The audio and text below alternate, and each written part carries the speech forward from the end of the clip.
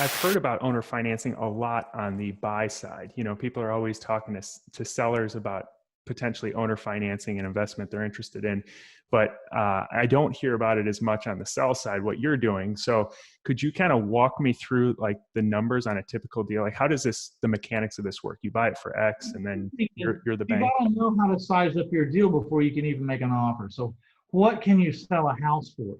And it has nothing to do with comps. It has nothing to do. The MIA appraiser, move on down the road, baby. I only want to talk to you. Don't care what you say. I mean, that's kind of interesting what you say, but like it's not going to affect what I'm going to do, other than the fact that it's just going to reinforce what I'm going to do. Because you're the bank, and I'm selling to people that can't get a loan, and this MIA appraiser or the BPO, the broker's professional opinion, or the CMA from the real estate agent, they're all giving me comps from someone who had a good credit score and went down and got a new loan. That's not who I'm selling my house to. I charge 10% for 30 years.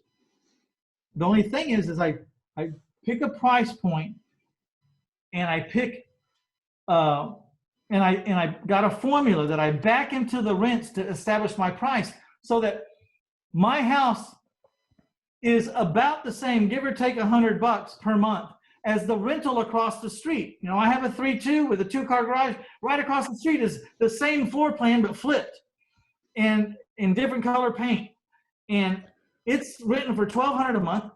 And I'm back into the rent formula, and I find out what can I sell this house for. So the PITI payment, principal, interest, taxes, insurance, and maybe servicing fee, because I always include PITIS, principal, interest, taxes, insurance, and servicing fee. So I figure out what my servicing fee is going to charge me, and I charge my buyer that in the contract.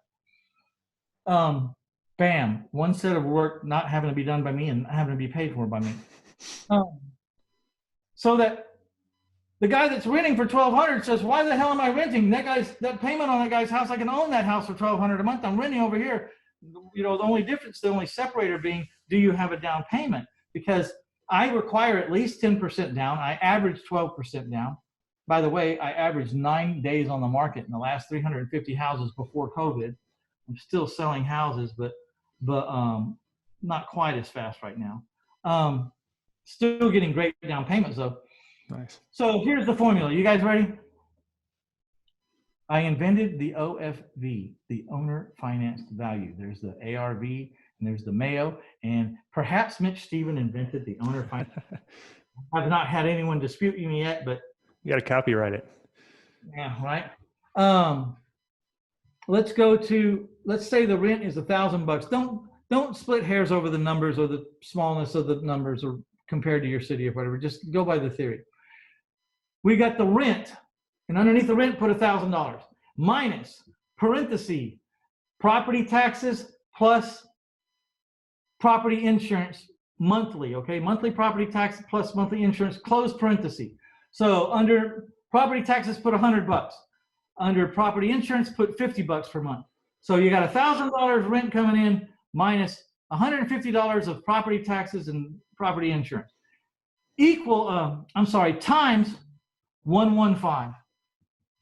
Not point anything, just times 115, 115. Okay. Underneath 115, that's a multiplier for 30 years, 10%. So the 850 represents how much money this person, let me back up. I'm screwing up my own formula. 1,000 minus 150 equals 850. That's how much this person has for principal and interest, taxes and insurance, and possibly servicing fee.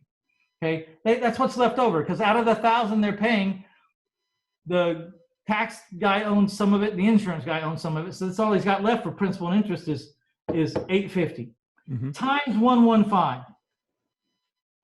That's a multiplier. This payment amount 850, it's a multiplier for 30 years, 10%. Or you could go get to an amortization schedule and do 850 and then put in 10% as the interest and put in 30 years as the term and solve for the balance. Or you could just multiply on your dollar calculator 115, and you're going to come out with $97,750, which in my world is $98,000. Yeah.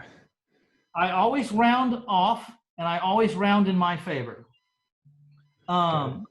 And so they can afford to finance $98,000 at 30 years at 10% and have a payment of $850. And then by the time they add the property tax and the insurance, they're up to $1,000, give or take. So this, I'm making a switch here. I just want someone to trade where they're making their payment. Yeah. So the question is, if they can afford to finance $98,000, what does that make the price of the sales price of the house? Well, I want at least $10,000 down, but I never shoot for minimums. So I'm going to ask for 12% down, and I'm going to multiply. I'm going to add 12% on the top of 98,000. So 98,000. If you add 12% on 98,000 on top of 98,000, comes out to a number that's really close to 110,000. So the owner finance value is 110,000. I don't give a crap what the comps say, because my guys can't buy those houses. I want to, everyone that comes in and goes, well, the houses in this neighborhood are worth $87,000 and you're selling yours for 110. Great, go get one of those. You need to go get one of those. Well, he can't. Oh, really? Yeah. What do you do? You're going to stay renting for the next 30 years? Well, you're ripping these people off, because these houses are only worth $87,000. I have the comps right here. I'm a licensed realtor. I say, yeah. And I said, well, why are you saying that? Because this man's paying $1,000 in rent, and it's $1,000 for this house. What will the rents be in his rent house in 15 years? They hem-haw around. I said, no, give me a freaking number. I need a number. What's the rent going to be in 15 years? Okay, from 1,000, 15 years, 1,800, 2,000. Okay, what's it going to be in 25 years? What's it going to be in 30 years?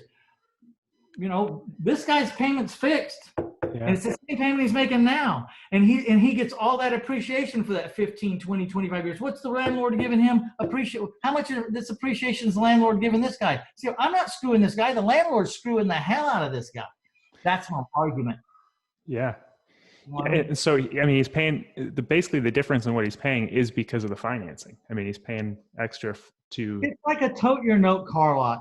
The person doesn't give a damn how much the car is, doesn't give a damn how much the interest rate on the car is. Just wants to know, what's the down payment and how much can I have? But the good news is, a car depreciates in value and probably will run out before they even finish making the payments on it. It's not worth what they owe on it. That's not the case in a house. Typically, if you'll just paint it every now and then and mow the yard when it's supposed to be mowed and fix the roof when it leaks, Hey, hope you enjoyed this portion of the interview with Mitch Stevens. This guy is a wealth of knowledge. If you want to check out the full podcast interview, you can listen to it on any podcast player. It's the Living Off Rentals podcast. Also, you can go over to Facebook and check out the Living Off Rentals Facebook community. I know you'll get a ton of value out of that. It's a super engaged community, and I hang out there. A lot of other really smart rental property investors hang out there. I hope to see you there. If not, I will see you in the next video.